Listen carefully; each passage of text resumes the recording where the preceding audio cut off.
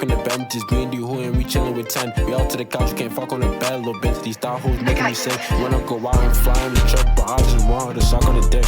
Why Gen Z friendships feel fake? Okay, let's see. Who has no friends? Technically, this shouldn't be a problem that we have. This is the most connected we've been in human history. There's no other generation where you could FaceTime someone across the world, send your homeboys stupid Instagram reels, and DM anybody that you want. It's crazy how easy it's gotten to socialize. People back then used to talk through fucking messenger pigeons. What the hell? And when you look online, social media is showing how amazing it is to have that company and how you could build those connections on the online world. But when you look around in person, it kind of has the opposite effect. Everyone's got their AirPods in with noise cancellation. People are locked into their own world. There's kind of like a vibe you get nowadays where you're talking to someone or asking someone for help and it feels like you're bothering them. But here's the thing, it wasn't always like this. At some point, making a friend was as easy as, hey, you want to play? And then you guys were locked in for life. I mean, that's literally how I met some of my closest childhood friends. But now I could be standing in a room Time out. What the fuck did I just see? with a group of for life. I mean, that's literally how I met some of my closest childhood friends. Two white men about to kiss.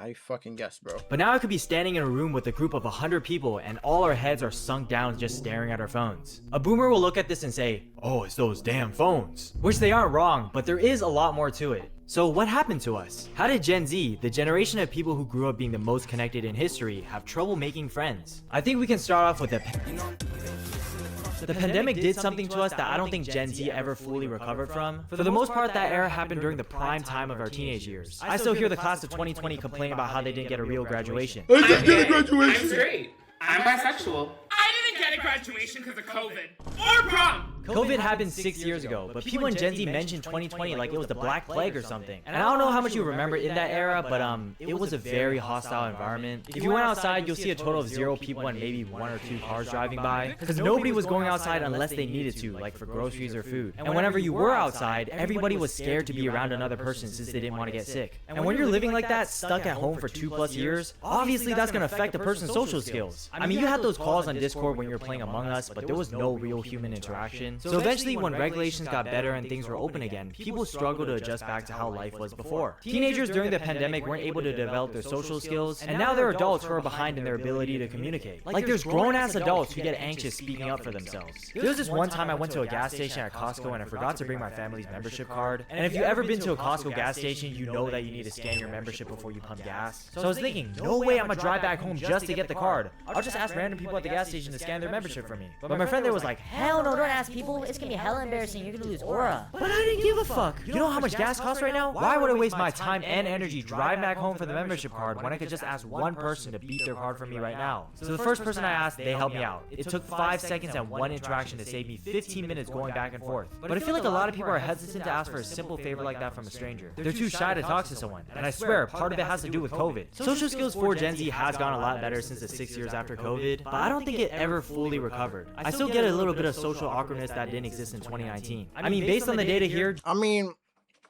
me, that be like, how do I say? The pandemic fake did like fuck with my social skills, like my IRL social skills. Like I could dead be like, I wouldn't know how to start a conversation. I will, like, you have to already have a conversation going, and then I'll have to butt in for me to like make a conversation with you, and then like we just build off from there. That's genuinely how I've been making my friends since like the pandemic. Not gonna lie. Gen Z had a 45% spike in spending time alone in 2020. And it stayed up there, bro. We haven't got anywhere close to the 2019 records. And part of the reason why we never recovered is due to the lack of...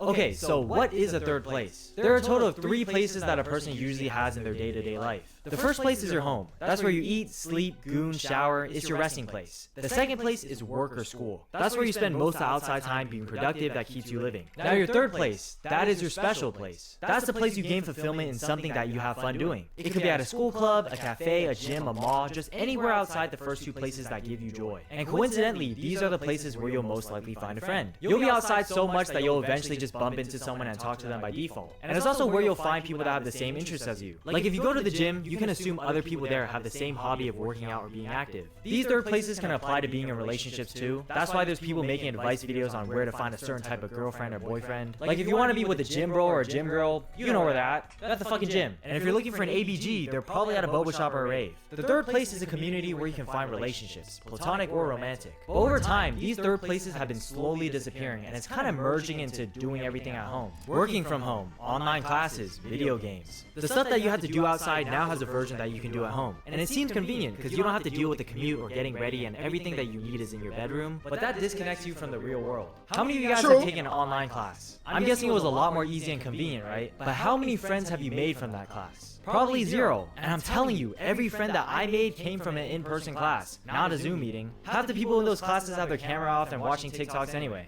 More people nowadays just go to work or school and then go home. No wonder why they feel lonely. The most important environment, being the third place, got removed or replaced by something you can do alone at home. You're pretty much isolating yourself. I mean, I guess the other alternative that you can do is to go on social. But social media doesn't even work that well. Cause like you could follow somebody, try to be friends. They ain't gonna follow you back, pussy! The online space and social media is like a double-edged sword. Because no doubt, social media made it easier to connect with people and make friends that you never would have if it weren't for the internet. There's people that met online and eventually became best friends in the real world. I can't discredit what social media can do, but that's maybe like 5% of social media friends max. The other 95% is giving you a false reality on having friends. Think about your Instagram. I mean, I met Once in Envy, JoJo, Rai B's old ass, who else? Mel, Tay. I met around like 6 niggas. Cool as shit. Oh, and Dylan. 7 niggas. Cool as shit. Off of the internet. So I don't know, man. I don't know. Account and how many followers you have. I'm guessing that you have a couple hundred, right? Now I want to ask you, how many of them do you actually know? And if you do know them, how many of them would you actually say hi to if you bumped into them on the street? Because at least for me, my Instagram following is filled with people that I don't even know, or people from like my old high school or something. Some of them are cool, I'll say hi if I ever saw them at our local mall, but for the rest of them, like, I don't even know you. You don't even know me. We went to the same high school, but like, why the fuck are we following each other on Instagram? And since I follow them, I see their stories and their posts and I get updated about their life, even when I have no association with them. And it creates this illusion of a connection or a friendship. Like I said, it's cool how social media gives you ability to share things with other people, but a lot of it is useless. Like, why do I gotta know an old person I met from middle school went to Japan during the summer? I'm low-key getting parasocial. And whenever I'm out too, sometimes I meet someone new and they ask for my Instagram. I know it's a nice gesture to have, but we're probably not gonna ever talk to each other again. I don't see a point in exchanging socials like that. I still give it to them because I'm trying to be nice. But the only reason I would ask for someone's Instagram is because they're either cool as hell or bad as hell. There's no in between. I still have social media because it is still a tool to connect with people. There are a couple collaborations. I mean, shit, me? I asked for the Instagram. It's pretty much the same shit. You either a cool ass nigga for me, you know, we chopped it up, we clicked it. I'm like, no, you a cool ass nigga. Or you're just some pain fine gal that I want to get on. On this channel just from people I DM'd on Instagram. But other than the small percent of it actually being used for real connection, the rest of social media is like Naruto filler. So after all that, the pandemic, the third places disappeared. Nigga said Naruto filler. Nigga, that shit is worse than Naruto filler, gang. That shit is One Piece filler, gang. Word to bro. Like, genuinely. Like,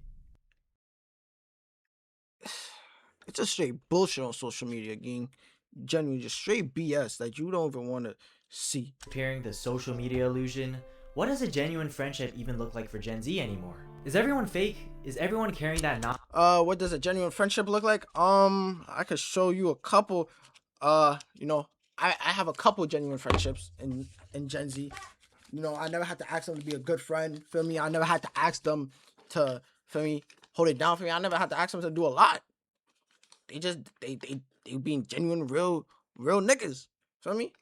And I met them after the pandemic. Some of them I met before. So to be frank, if anything, the pandemic brought me and my friends who I met before the pandemic closer. Genuinely. The niggas, the closest people, the people I'm closest with now, I met them before the pandemic and I'm closer than ever with them. Nonchalant energy that nobody really cares enough to try? Is Gen Z cooked to be lonely forever? Well, not really. Just because there's a bunch of static around friendships doesn't mean making friends is impossible. Third places are still out there. There's still social clubs, run clubs, book clubs, pickleball. I know it sounds Did this nigga just say run clubs and pickle fucking ball? Get this?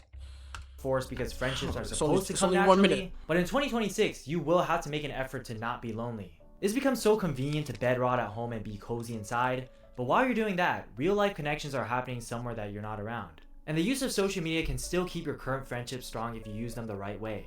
Bro, just whatchamacallit, bro, just life max, gang. Genuinely just life max. If you life max, life won't be that bad. I'm not gonna lie. Like, feel me? Today, I was tired at work and all that. I seen the woman. I was like, you know what? I like her hair. I went up to her. I said, you know what? I like your hair. Thank you. That put a great smile on her face. I'm not gonna lie. Just life max, bro. Just bit by bit. Feel me? Get over your fears and your social cues. Feel me? And just go talk. That's literally all it is. You just gotta talk. Once you talk, you're good. I might be lonely majority of the time, but it helps to have a group chat with my homeboys. Even though we live hours apart and are at different stages in our life, we still spam each other reels, plan out when the next hangout is gonna be. It keeps our bond strong for the time being before we see each other again. And we make sure those trips make it out the group chat. Cause no matter how advanced technology gets with online connections, that in-person interaction will still be unmatched.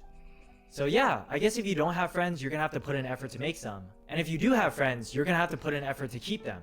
You'll have to put in effort regardless. But maybe that's the realest thing about friendship. It was never supposed to be convenient and easy. It's supposed to be worth it. Anyway, thank you guys. If you made it this far into the video, there's a Discord. Alright, shut up. You're not getting a free promo out of my people. First things first, I thank God for the blessings he told me I'm about to receive. The girl I was with wasn't doing me right, so I know that I had to retreat. Whenever I need to go vent, I just pick up my phone and just rap on a beat. Life is a beautiful thing if you make it, it's really just how you perceive. And honestly, I could agree. Gotta practice whatever you preach.